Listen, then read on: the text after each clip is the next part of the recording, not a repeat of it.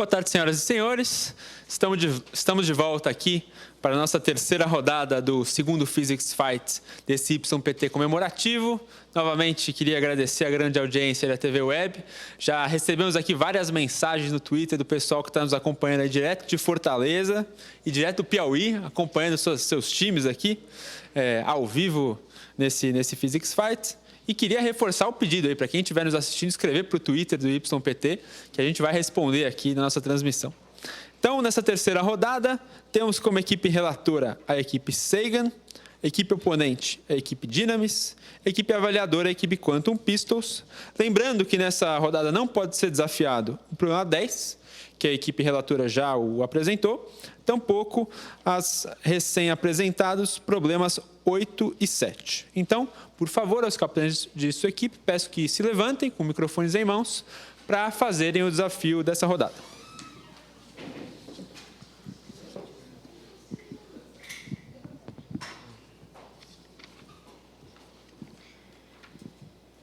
A equipe oponente desafia a equipe relatora a resolver o problema de número 6, cristal de bolhas. Rejeitamos.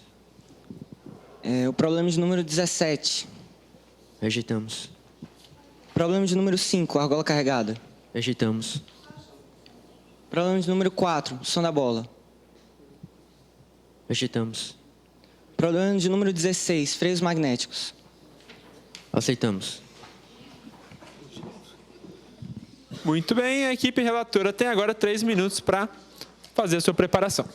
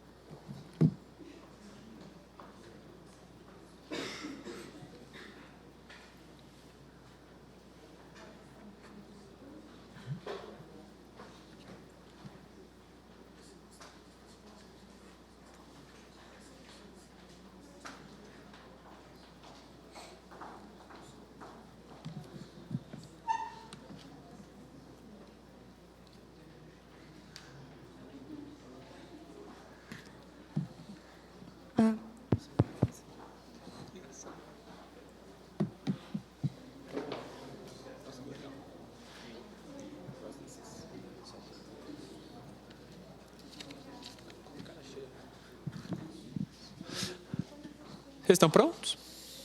Não.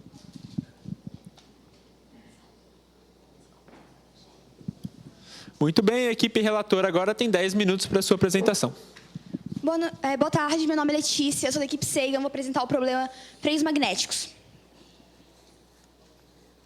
Problema. Para a fundamentação teórica. Nós podemos fazer uma analogia de um ímã cilíndrico com uma bobina circular chata de N espiras de mesmo raio. Para calcular o campo magnético dessas espiras, nós usamos a lei de Biot-Savart e chegamos nessa forma de equação, onde x é a distância até o eixo da espira e a o raio da mesma. O campo magnético de uma bobina circular, nós já vimos, para uma bobina com N espiras, apenas multiplicamos por um fator N, pois estamos considerando espiras espiras de tamanhos diferenciais. Para obtermos um campo máximo, nós temos que ter uma distância nesse eixo mínima, como nós vemos desse gráfico. Assim, nós podemos reescrever a equação que já encontramos desta forma. Na definição do fluxo magnético, nós temos que ele seria proporcional ao número de linhas de campo que atravessam uma certa área. E, pegando ele, seria um produto escalar entre o campo magnético e a área. Pela lei de Faraday-Lenz, nós vemos que o sistema ele tende a permanecer da forma que estava inicialmente. Ou seja, quando nós aproximamos ou afastamos um ímã de uma espira, maior fluxo magnético vai passar por dentro dessa espira. Assim, ela vai induzir uma corrente que vai gerar um campo magnético na direção contrária, para que assim as linhas desse campo magnético anulem a variação. Podemos ver didaticamente aqui, onde teríamos maior número de linhas de campo passando e, consequentemente, induziremos um campo na direção contrária. Para nosso experimento, nós consideramos um ímã caindo e duas microespiras circulares, uma imediatamente inferior e uma outra imediatamente superior. Nelas haveria esse fenômeno da corrente induzida e do campo magnético induzido, seguindo a lei de Faraday-Lenz. Como a distância entre esse eixo é muito pequena, nós podemos considerar o campo magnético como sendo máximo. Podemos calcular também a força eletromotriz induzida a partir da variação do fluxo e vemos que ela é proporcional à velocidade. Pelo conceito de potência, nós podemos chegar a duas conclusões. Primeiro, vai depender do material, devido à resistência interna do material. E também, a partir da potência, também podemos chegar à conclusão da força sendo um fator de amortecimento, que nós chamamos de K, vezes a velocidade. Para a análise energética, nós vemos que haverá uma interação entre os campos indutor e induzido, gerando uma força magnética na direção oposta do movimento. Porém, o trabalho da força magnética é nulo. Assim, essa energia potencial gravitacional que está sendo perdida vai ser transformada em energia elétrica que será perdida por dissipação de calor, ou seja, efeito Joule. Na análise do movimento do ímã, nós teremos duas forças principais atuando, que seria a força-peso e essa força de frenagem. Criamos a segunda lei de Newton na forma diferencial dessa forma. De onde nós podemos tirar, por integração, a velocidade em função do tempo,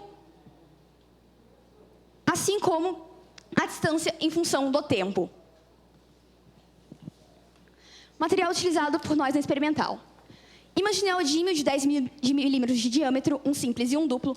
Imagine um neodímio acoplado a um cilindro de borracha sintética, parquímetro analógico de resolução 0,2 milímetros, 12 tubos de alumínio com o mesmo diâmetro interno e comprimentos distintos, 3 tubos de alumínio de 1 metro e diâmetros internos distintos, um tubo de alumínio de 1 metro de comprimento em forma quadrada. Balança digital com precisão de 0,1 grama, cronômetro digital treina com precisão de 1 milímetro. Suporte com haste metálica e garras de plástico. Essas garras de plástico são importantes, pois elas não são magnéticas, assim elas não influenciarão na nossa análise do fenômeno. Os procedimentos experimentais. Primeiramente, nós avaliamos a dependência do comprimento do tubo. Assim, nós jogamos um ímã de 3,3 gramas em um tubo de diferentes comprimentos e diâmetros internos iguais e medimos 20 vezes o tempo de queda para cada um desses tubos. Aqui estão nossos tempos de movimento em relação ao comprimento dos tubos. Nós podemos ver que a velocidade média em cada um deles é aproximadamente constante, aproximadamente a mesma. Podemos também calcular aquele fator K, que seria a constante de amortecimento. Pelo Wolfram, nós chegamos a 2 valores, onde um deles é muito pequeno e definiria uma desaceleração muito pequena, que é fisicamente inviável. Chegamos também à constante de amortecimento para cada um dos tubos, experimentalmente. E nós podemos chegar à conclusão que ela é uma reta, obviamente, por ser uma constante. Assim, analisando os fatores da constante de amortecimento e da velocidade terminal, e da velocidade média, nós podemos perceber que a velocidade terminal é atingida de modo instantâneo. Nós podemos comprovar isso, pois nossos Ks têm um erro muito pequeno entre eles. O segundo parâmetro que avaliamos foi o diâmetro interno do tubo. Colocamos o mesmo comprimento e variamos somente os diâmetros. E podemos perceber que o K vai diminuindo conforme nós vamos aumentando o diâmetro interno do tubo. Ou seja, por que isso acontece? Porque quando o ímã está caindo em um tubo de diâmetro interno maior, a interação do campo magnético vai ser menor, o que vai resultar numa constante de amortecimento menor também. O terceiro parâmetro que avaliamos foi a forma do tubo. utilizamos um tubo circular e um tubo quadrado. Para o tubo circular de mesmo diâmetro que um dos lados do tubo, nós podemos constatar que tem uma maior dissipação. Por quê? Porque a distância entre o ímã e as paredes do tubo apenas vai ser a mesma em alguns pontos. Em outros pontos, essa distância seria maior, o que causa menor interação e menor tempo de queda. Quarto parâmetro que avaliamos foi a massa do ímã. Utilizamos um ímã de 3,3 gramas e um ímã acoplado a uma borracha com um sistema de massa 6,6 gramas. Vemos que a borracha não influencia no processo de obtenção dos dados, já que as linhas de campo são as mesmas. E por meio, novamente, do Wolfram, nós chegamos às constantes de amortecimento e vemos que o sistema de 6,6 gramas apresenta maior força dissipativa. Isso devido que o sistema de 6,6 gramas vai cair mais rapidamente e vai ter uma maior variação do fluxo.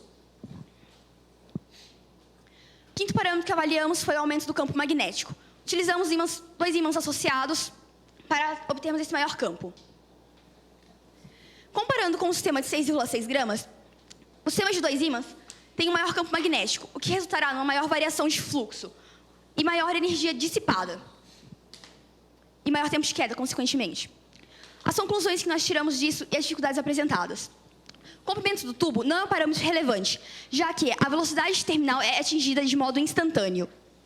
O diâmetro interno do tubo é um parâmetro relevante, já que, para diâmetros internos maiores, nós teremos uma menor interação entre os campos, induzidos e indutor. A forma do tubo é um parâmetro relevante, pois ele define diferentes distâncias do ímã até o tubo. A massa do ímã é um parâmetro relevante. Para massas maiores, nós teremos uma maior variação de fluxo, como foi constatado. E o campo magnético do ímã também é um parâmetro relevante, já que, com um campo magnético maior, essa constante de amortecimento seria maior, o que resultaria numa desaceleração maior, consequentemente. As dificuldades que nós encontramos. A limitação das dimensões de tubos a nível comercial, o que nos impossibilitou de analisar alguns parâmetros, como, por exemplo, a influência da espessura do tubo. E a influência de tempo de reação na aquisição de dados, ou seja, o erro humano, considerando que nós medimos os tempos. Muito obrigada. Muito bem. Muito obrigado. A equipe oponente tem 2 minutos para os seus questionamentos. Boa noite, eu sou Pedro Jorge. Primeiramente, eu gostaria de perguntar para a equipe relatora, vocês variaram a espessura? Não variamos, como falamos nas dificuldades apresentadas. Não encontramos um material com variações de espessura. Qual seria a variação teórica da velocidade para o aumento da espessura? Para o aumento da espessura, nós não avaliamos, mas, porém, nós teríamos provavelmente um campo magnético maior. Assim, mesmo que a velocidade tenha sido atingida de forma... a velocidade terminal seja atingida eu gostaria de saber, quando você fez aquela analogia do ímã com a bobina, Sim. Na equação teórica você valorizou o ímã totalmente, todos os aspectos do ímã igual a uma bobina? Tipo, como assim? A indutância da bobina. Sim, nós A consideramos indutância o ímã, mútua que teria entre a bobina e o tubo. consideramos como uma bobina, completamente. Completamente. Então, no caso, vocês teriam que vocês avaliaram ou não avaliaram a autoindutância ou a indutância mútua? Não avaliamos. Qual é a variação do material? Em um material melhor, de maior condutividade, a velocidade terminal do ímã é maior ou menor? Olha, a velocidade terminal, ela tem a ver com a resistência... Não, desculpa. Esse fator de amortecimento ele tem a ver com a resistência do material. Assim, para materiais com resistência maior, nós teríamos maiores fatores de amortecimento. Mas eu pergunto, se eu pegasse 2 ímãs e juntasse eles e jogasse ao redor do tubo, a velocidade terminal seria maior ou menor? Isso seria maior, a velocidade. Dependendo do sistema. Ok, obrigado. Muito bem. A equipe oponente agora tem 3 minutos para preparar sua apresentação.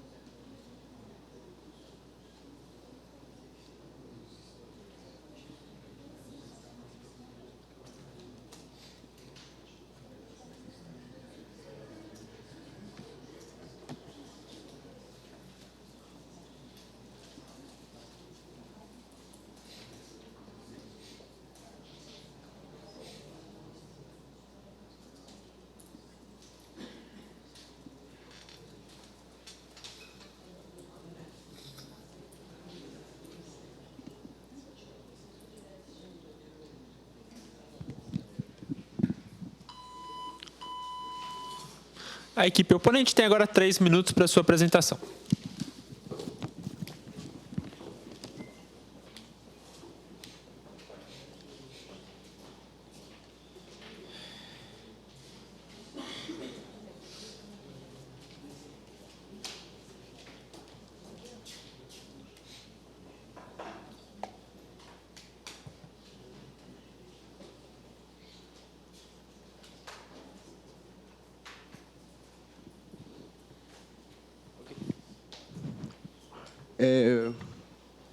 Boa noite, meu nome é Pedro Jorge, eu vou ser o opositor do problema número 16.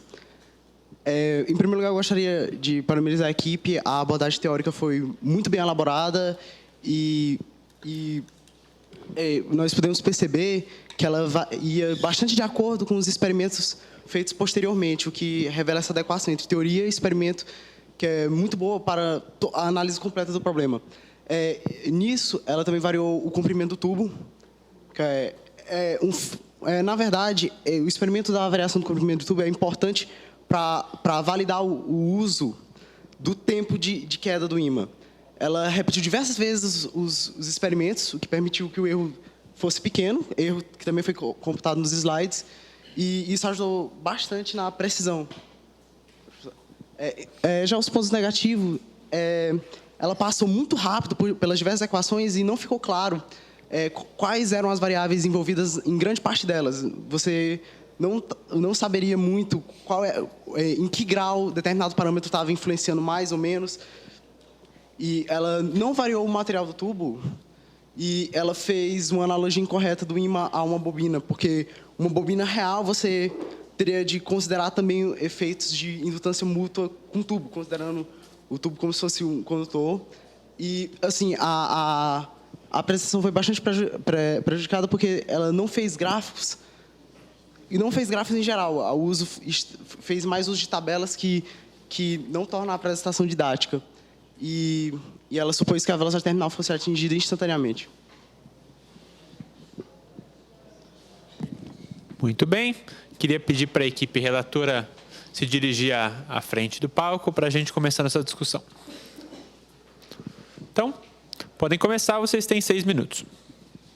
Primeiramente, eu gostaria de falar aqui, você falou que eu não fiz um gráfico da velocidade terminal, porém, ela é atingida instantaneamente, como nós tivemos a partir dos fatores de erro. Nós vemos que a velocidade, a velocidade média delas é muito próxima, assim, a velocidade terminal delas seria realmente atingida instantaneamente. Eu gostaria de saber se você analisou o caso limite, por exemplo, um tubo com um raio muito grande. Nós não analisamos porque não tivemos esse tubo de raio muito grande disponível comercialmente. Agora, digamos que você tivesse um tubo, você poderia você poderia assumir que a velocidade é atingida instantaneamente? Não poderíamos, porque a interação seria menor. Assim como você viu, quando nós aumentamos o tubo, esse fator de amortecimento ele foi menor e teve um erro mais considerável.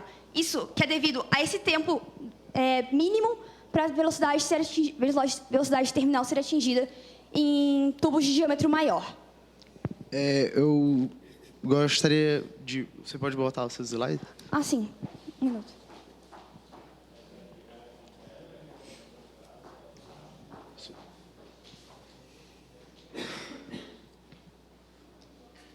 Só um instante.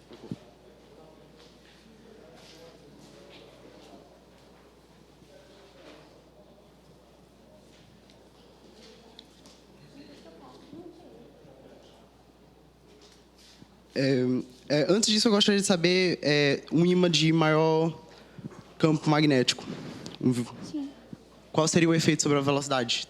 Se nós tivéssemos um ímã se considerasse uma mesma massa para o ímã e um campo magnético maior, o fator de amortecimento aumentaria e, consequentemente, a velocidade terminal seria menor. Eu gostaria de saber como vocês regularam a queda do ímã, porque nas suas equações teóricas vocês assumiram que ele cai axialmente ao longo do tubo, certo? Sim. Vocês tiveram algum método para evitar que ele oscilasse em torno da posição? Não tivemos esse método. Eu gostaria de saber, você pode botar no gráfico que tem o Wolfram, que você...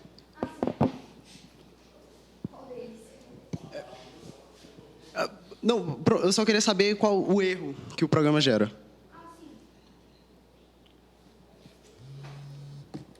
Esse programa ele gera um erro realmente pequeno, que ele está resolvendo uma equação diferencial. Qual foi mesmo o maior raio de tubo que vocês utilizaram? 16 milímetros, eu acredito. Não, desculpa.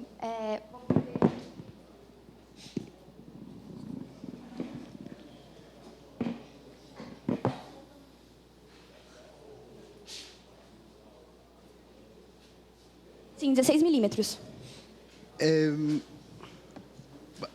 Basicamente, se eu tivesse um ímã de maior raio, qual seria qual a intensidade da força dissipativa sobre ele? Seria maior ou menor?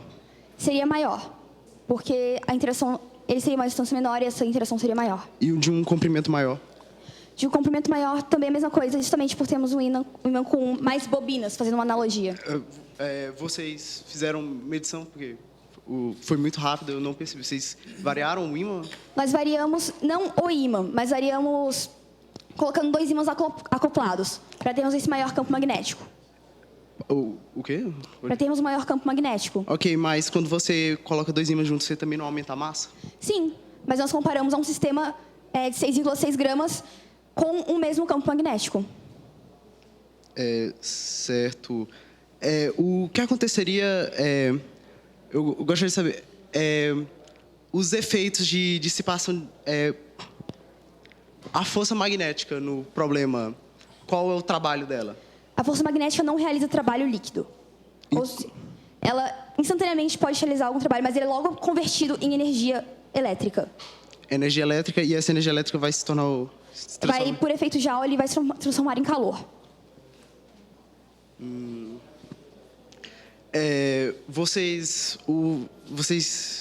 O que aconteceria é um material bastante condutor. Com um material bastante condutor, nós teríamos um maior amortecimento. Vocês poderiam me dizer se vocês analisaram o efeito que o campo magnético teria ao atravessar o material? Como assim? Por exemplo, o que acontece quando o campo magnético dentro de meios materiais, nesse caso, nesse problema? Não entendi sua pergunta. Pode explicar de novo? Ok, o ímã ele gera certo campo magnético, certo? Sim. A equação que vocês utilizam é para o vácuo, certo? Sim. O μ0, ok? Só que quando o campo magnético entra em contato com a superfície, quando ele entra dentro do material, ele se altera? Dentro do material... Dentro do material, o campo magnético se altera, as linhas de campo, a magnitude delas. Não se alteraria, não de forma relevante. Certo.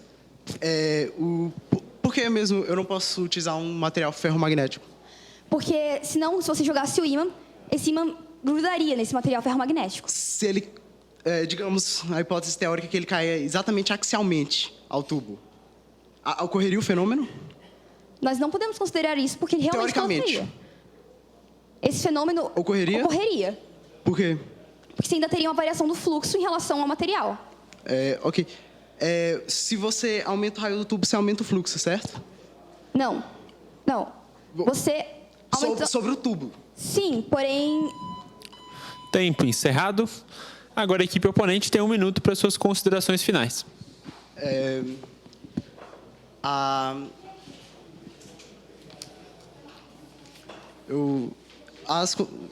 Basicamente, a apresentação foi muito boa. Teoria, experimento bastante adequados.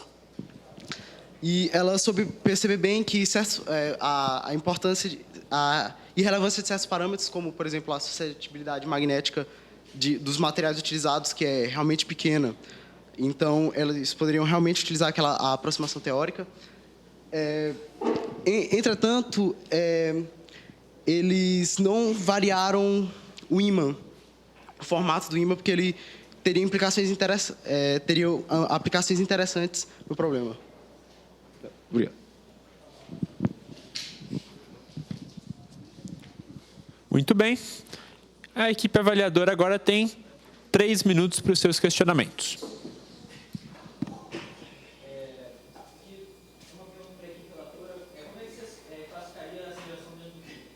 A aceleração, ela seria nula. Pelo menos, ela só teria aceleração num período infinitesimal de tempo. Assim, na maior parte do experimento, ela seria nula.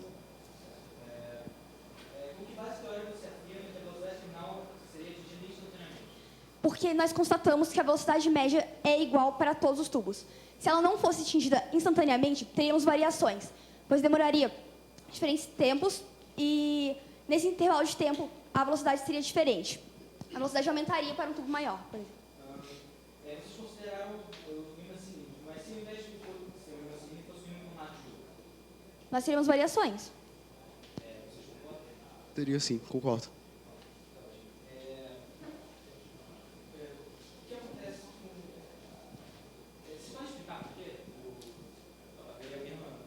Vocês podem explicar por que haveria variação do fluxo de uma forma nesse formato? Porque no ímã cilíndrico, nós vamos ter a mesma distância em todos os pontos e tendo até no meio a mesma coisa.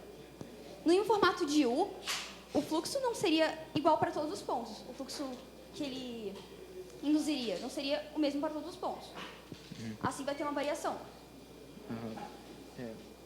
Vocês concordam com essa afirmação? Vocês concordam com a afirmação que eles acabaram de fazer? Só, desculpa, você precisa responder no microfone. Perdão, você poderia repetir? Porque ela acabou de explicar, mas... ela acabou de dar uma explicação do ímã formato de U, mas tudo bem, deixa. O que acontece com o tempo de queda caso a massa desse seja superior e o dobro da massa inicial? Como nós vimos, com uma massa maior, nós vamos ter um maior amortecimento, porém, o mg dele, que vai ser igual ao kv, porque estamos considerando uma velocidade terminal atingida instantaneamente, ainda seria muito alto. Assim, a velocidade ainda seria maior do que a de um sistema de uma massa só. Então, o tempo de queda ainda seria menor. Tá certo. Tá ok. Muito bem. Encerraram? Então, a equipe avaliadora tem agora 2 minutos para preparar a sua apresentação.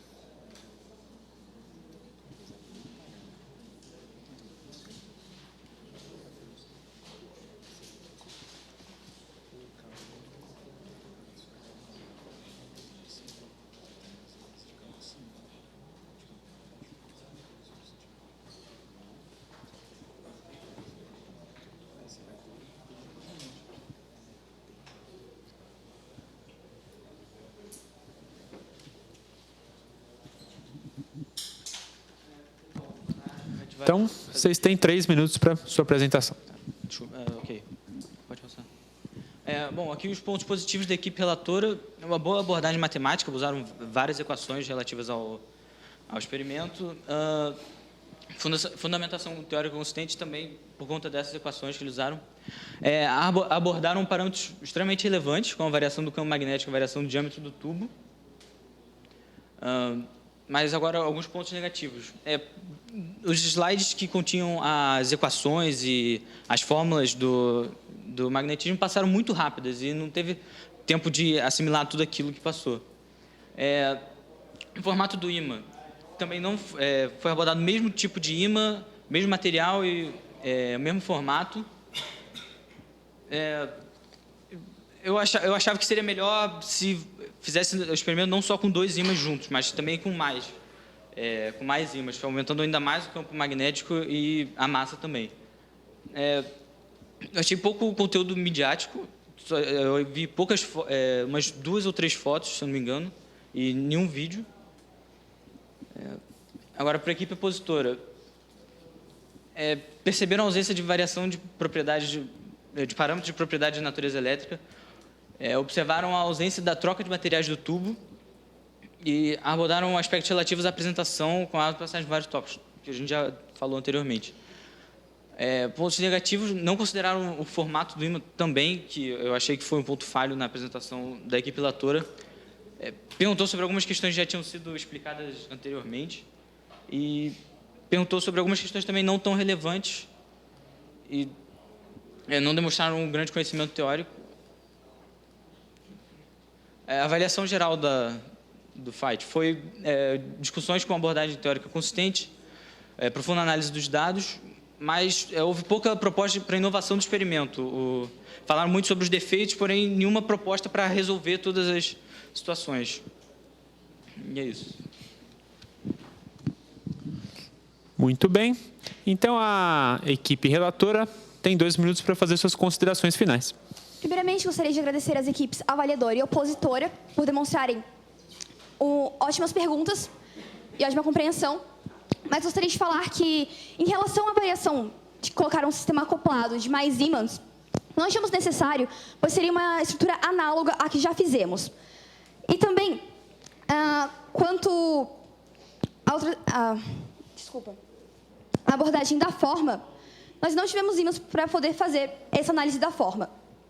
Mas explicamos coerentemente quando foi perguntado o que isso analisaria. E muito obrigada. Muito bem. Então, vamos agora começar com o nosso bate-bola com o júri. Para isso, temos alguns minutos. Primeiro, eu quero fazer uma pergunta para a equipe relatora. A equipe opositora perguntou se vocês tomaram cuidado para não ter oscilações do ímã quando ele cai no tubo. Vocês acham que isso influenciou em algum resultado que vocês obtiveram?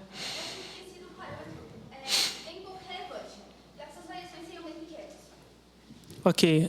Equipe opositora, já que vocês falaram disso, o modo que o ímã entra no tubo vai influenciar? Na verdade, para tubos bem pequenos, onde o efeito de força dissipativa é maior, essa oscilação ela pode ser considerada desprezível. Entretanto, para tubos de raio um pouco maiores, a oscilação chega até permitir que o ímã gire ao longo de sua queda, e isso compromete um pouco a análise teórica. Equipe avaliadora, qual a importância do formato do ímã?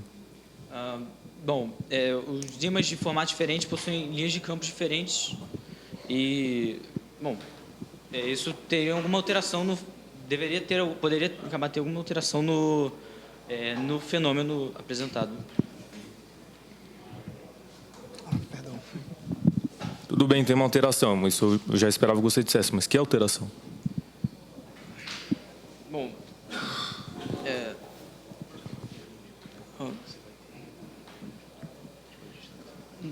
A distância entre a parede do tubo e Como foi?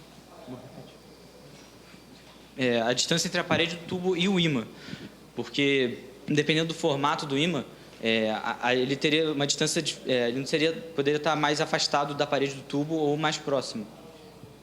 E isso alteraria nos dados que seriam obtidos com o experimento.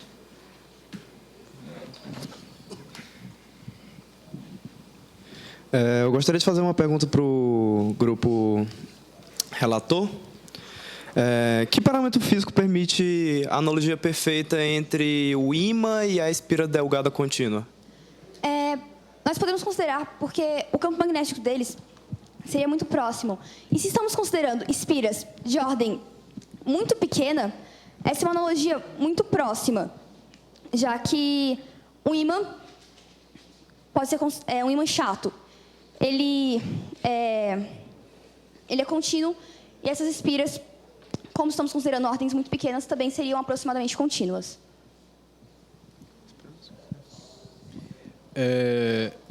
Uma pergunta para a equipe relatora. Vocês fizeram todo o modelamento de vocês considerando que o tubo fosse um conjunto de espiras, né? Agora eu te pergunto, e se você serrasse uma lateral do tubo, abrisse uma fissura minúscula, mas abrindo esse circuito, esse fenômeno aconteceria ainda? Bom, ele aconteceria apenas para uma das laterais. Ou seja, faria uma grande diferença no sistema, já que essa força ela seria induzida apenas em um dos lados. Esse ímã tenderia a ter mais aceleração apenas lateral. Tem uma pergunta para a equipe oponente. A equipe relatora bateu bem o pé na questão de que a velocidade terminal é atingida instantaneamente. Eu queria saber se você concorda com isso. Não, principalmente para tubos cada vez de raio maior, porque o raio é o parâmetro que mais influencia na força dissipativa. Quanto menor o raio, maior a força dissipativa, maiores valores a força dissipativa atinge. E então, para tubos de raio maior, esses efeitos dissipativos eles são mais lentos, eles são mais fracos. Isso faz com que, nessa situação, o ímã demore mais para atingir a velocidade terminal. E a equipe avaliadora concorda com a relatora ou com o oponente? A gente concorda com a equipe oponente. Okay. Essa pergunta vale para as 3 equipes. Bom, então, a equipe relatora mostrou um sistema onde você tem um tubo que não é ferromagnético, naturalmente, e deixa cair um ímã por ele e, naturalmente, sofre ele acaba atingindo uma velocidade constante, vamos dizer assim. A pergunta é, existe alguma configuração que você poderia fazer desse sistema de tal sorte que essa velocidade limite seria 0? Sim ou não e por quê? Apenas sistemas onde não houvesse gravidade, porque não haveria uma queda do ímã. Oponente? Eu concordo com a equipe relatora. Também, se o ímã saindo do repouso, não teria como... Se não houvesse alteração de velocidade, ele não sairia do lugar. No caso, você poderia, talvez, num tubo de resistência 0. Porque aí, no caso, não poderia haver variação do fluxo, no caso. Uma última pergunta? Não? Por favor. Para a equipe relatora. Quando você acopla os 2 ímãs, você falou... É que eu não entendi direito mesmo o que aconteceu. Você manteve a massa ou a massa ficou diferente de um ímã só? Houve uma variação de massa, porém nós comparamos ao sistema acoplado que tinha a mesma massa nesse sistema de 2 ímãs. Nós fizemos experimentos diferentes. Primeiramente, nós colocamos 2 ímãs acoplados, fazendo um sistema de 6,6 gramas e campo magnético maior. E em um outro experimento, nós colocamos um ímã só, porém acoplado a uma borracha, e com a massa igual ao do sistema com 2 ímãs. Entendi, obrigada. Muito bom, agora vamos para aquela hora que vocês estão todos aguardando, né? Computarem as notas.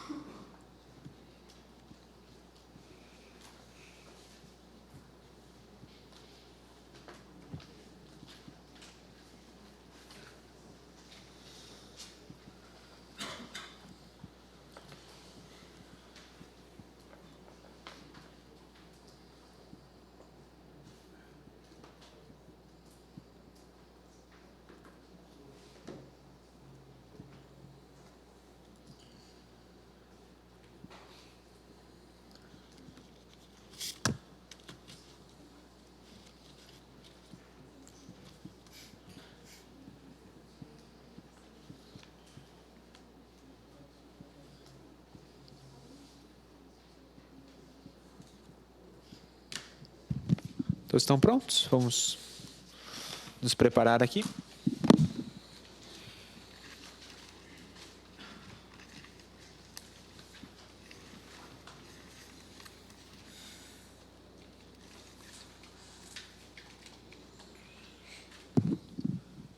Então, por favor, as notas da equipe relatora.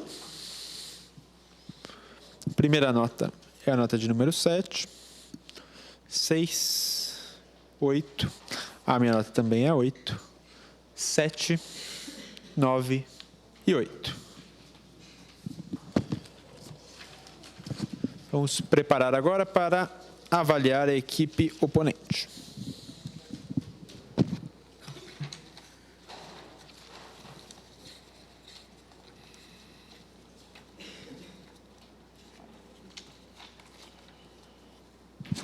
Todos prontos?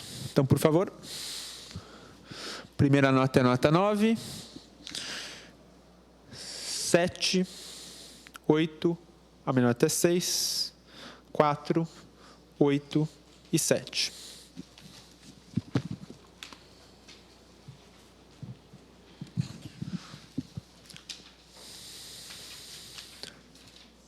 Finalmente, a equipe avaliadora. Todos prontos, por favor? Primeira nota é a nota número 6, nota número 5, 5, a minha nota é a número 6, 5, 6 e 7. Muito obrigado, uma salva de palmas para todos vocês. Vamos para o nosso último intervalo e já a gente encerra esse segundo Physics Fight.